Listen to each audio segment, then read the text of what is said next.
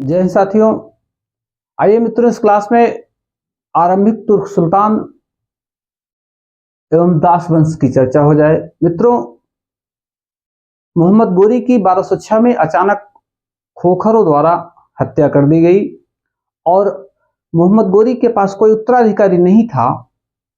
ऐसे में मोहम्मद गोरी के जो दास पुत्र थे या दास थे, वही मोहम्मद गोरी की मृत्यु के बाद दिल्ली सल्तनत की स्थापना की और दिल्ली सल्तनत एक व्यापक 320 वर्षों तक चलने वाले एक विशाल साम्राज्य की स्थापना की।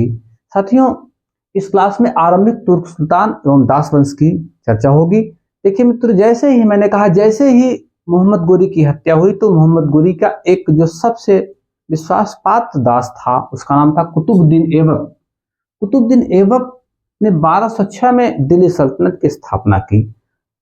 साथियों, एक बात और आप ध्यान रखेंगे कि कुतुबुद्दीन ऐबक ने कुतुबी वंश की स्थापना की थी। कुतुबुद्दीन ऐबक ने कुतुबी वंश की स्थापना की थी और वो लाहौर से दिल्ली सल्तनत के कामकाज को देखा था।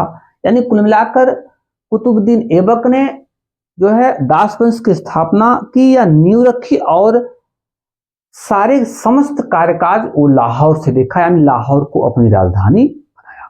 मित्रों, आगे आप बताना चाहेंगे कि कुतुबुद्दीन ऐबक खुश होता था तो लाखों का दान दिया करता था, हाथियों का दान दिया करता था।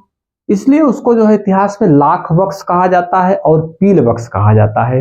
हाथियों को दान देने के कारण उसे पील बख्श कहा जाता है, लाखों का दान देने के कारण से लाख बख्श कहा जाता है। उसे ऐसा माना जाता है कि उसे कुरान बिल्कुल जबानी याद थे, इसलिए उसको कुरान ख्वां भी कहा जाता है इतिहास में। साथियों, आइए थोड़ा सा और उसके बारे में जानकारी हो। कुतुब मीनार और 2.5 दिन का झोपड़ा, तो चर्चित इमारत, और कुव्वत उल इस्लाम मस्जिद, ये 3 चर्चित इमारत कुतुबुद्दीन ऐबक ने बनवाई थी। कुतुब मीनार और कुव्वत उल इस्लाम मस्जिद, ये 2 इमारतें दिल्ली में और 2.5 दिन का झोपड़ा अजमेर में। ये 3 इमारतें प्रारंभ में किसके द्वारा? कुतुबुद्दीन ऐबक के द्वारा बनवाई गई थी। हसन निजामी और फक्र ए मुदब्बिर नामक 2 बड़े इतिहासकार या विद्वान को अपने दरबार में संरक्षण दिया था। ध्यान देंगे, हसन निजामी एवं फक्र ए मुदब्बिर को संरक्षण दिया था किसने? कुतुबुद्दीन ऐबक ने। और उसकी लाहौर में चौगान खेलते समय मृत्यु हुई और वहीं पे उसको दफना दिया गया। अब आइए, इसके बाद दिल्ली सल्तनत का वास्तविक संस्थापक इल्तुतमिश की चर्चा हो। मित्रों, ये दिल्ली सल्तनत का वास्तविक संस्थापक था। 1211 में दिल्ली सल्तनत की वास्तविक नींव रखी, यानी कुल मिला के दिल्ली को राजधानी बनाया किसने? इल्तुतमिश ने। और क्योंकि ये मुसलमान, मैंने कहा कि प्रारंभ में अल्प मात्रा में आए थे, तो ऐसे में एक शासन करने के लिए एक इनको सुदृढ़ स्ट्रक्चर की आवश्यकता थी।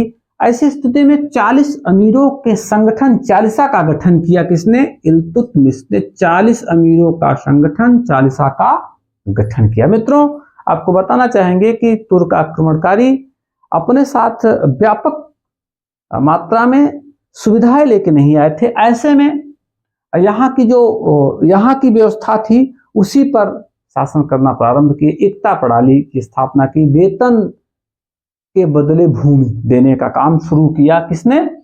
इल्तुतमिश ने। बहुत अच्छी सोच थी, क्योंकि उस समय राजकोष उनके पास नहीं था। तो ऐसे में सैनिकों से लेकर बड़े ऊपर तक के कर्मचारियों को, अधिकारियों को उनके सेवा के बदले भूमि का टुकड़ा प्रदान कर दिया जाता था। इसे इतिहास में एकता प्रणाली कहा जाता है। मित्रों, आगे आपको बताना चाहेंगे, चांदी का टका और तांबे का जीतल, ये 2 सिक्के चलवाया था किसने? इल्तुतमिश ने। ध्यान देंगे, चांदी का टका और तांबे का जीतल बहुत पूछता है क्वेश्चन, ये इसको याद रखेंगे। चांदी का टका और तांबे का जीतल, ये 2 सिक्के चलवाए थे इल्तुतमिश ने। मित्रों, आगे 1221 में चंगेज खां नामक आक्रमणकारी भारत पर आक्रमण किया था। जलालुद्दीन मकबरनी का पीछा करते करते आया था कौन? चंगेज खां। यद्यपि एक विपदा की भांति चंगेज खां आया था, लेकिन दिल्ली सल्तनत पर इसका विशेष प्रभाव नहीं पड़ा। मित्रों आगे आपको बताना चाहिए, मिन्हाजुद्दीन सिराज व मलिक ताजुद्दीन को संरक्षण प्रदान किया था किसने? इल्तुतमिश ने। मिन्हाजुद्दीन सिराज और मलिक ताजुद्दीन को संरक्षण प्रदान किया था। बदायूं में जामा मस्जिद, नागौर में अतर कीन का दरवाजा और सुल्तानगढ़ी नामक इमारतों की स्थापना को बनवाया था किसने? इल्तुतमिश ने। मित्रों दिल्ली सल्तनत का वास्तविक संस्थापक माना जाता है कौन? इल्तुतमिश। ये वास्तविक संस्थापक था दिल्ली सल्तनत का, सुदृढ़ता से नींव रखी थी। इसके बाद इसके पास योग्य पुत्र नहीं थे, इसकी पुत्री रजिया, जिसे इतिहास में रजिया सुल्तान कहा जाता है, वो दिल्ली सल्तनत की शासक। मित्रों रजिया का स्त्री होना उसके लिए अभिशाप था। अगर काश रजिया पुरुष होती तो उसकी कुछ और ही, दिल्ली सल्तनत का कुछ और ही स्वरूप होता। योग्य शासिका थी। पहली बार दिल्ली की जनता ने राजतंत्र कह लीजिए या इनमें हस्तक्षेप किया था। रजिया जुमे की नमाज के समय लाल वस्त्र धारण करके और न्याय की मांग की, पुकार की। मित्रों दिल्ली की जनता ने रजिया का समर्थन किया। हमने कहा कि पहली बार जो है जनता ने राजतंत्र में राजा का निर्धारण किया और रजिया को 1236 में दिल्ली के अमीरों ने गद्दी पर बैठाया। यदि अभी हमने कहा रजिया का जो है स्त्री होना उसके लिए सबसे बड़ा अभिशाप था। तमाम गृह युद्ध टाइप के हुए, अल्तुनिया से विवाह किया और स्त्री होना उसके लिए सबसे बड़ा अभिशाप था। मित्रों बाद में उसकी जो है डाकुओं द्वारा उसकी हत्या कर दी गई थी। उसके बाद दिल्ली सल्तनत में योग्य शासक नहीं ज्यादा पाए गए। अंतिम में 1265 से 1287 तक बलबन ने शासन किया था। बलबन के काल को सुदृढ़ता का युग कहा जाता है। यहां हम आपको बताना चाहेंगे कि अस्थाई शासन की आधारशिला अगर किसी ने रखी थी तो बलबन ने रखी थी। बलबन पहली बार साथियों रक्त एवं लौह की नीति अपनाया। यूं कह लीजिए कि दिल्ली सल्तनत को एक सुदृढ़ स्थिति प्रदान करने का काम बलबन ने किया। कड़ा दरबारी नियम लागू किया। साथियों बताना चाहेंगे कि बलबन ने एक नियमावली बनाई कि किस तरह से शासन काज चलाया जाए, किस तरह की व्यवस्था हो, कर्मचारियों अधिकारियों सबके लिए ड्रेस कोड निर्धारित किया। दरबार में हंसने रोने तक की भी रोक थी। बलबन का लड़का मारा गया मंगोल आक्रमण में, लेकिन बलबन रोया नहीं। साथियों कहने का मतलब बलबन ने एक निश्चित नियम लागू किया और सब पे, वो अपने पे भी लागू करता था कि जो दरबारी नियम है सब इसका फॉलो करेंगे। तो सिजदा और पैबोश, ये हमको लगता है कि ये दो बड़े एक प्रथा, सिजदा बादशाह या सुल्तान के पैरों को चूमना और पैबोश सुल्तान के सामने शतांग लेटकर उनके पैरों को चूमना। ये कह लीजिए कि सिजदा और पैबोश दो प्रथा प्रारंभ की। ये दोनों प्रथाएं साथियों कहीं न कहीं से एक निरंकुश राजतंत्र की स्थापना की बात करते हैं कि इसके बाद राजा के ऊपर कोई नहीं, राजा में ईश्वरत्व दिखाने का प्रयास किया गया। और अगला स्टेप जो बलबन का अगला जो ऐतिहासिक कदम था, बलबन ने चालीसा का दमन कर दिया। मित्रों चालीसा का गठन जो है इल्तुतमिश ने किया था।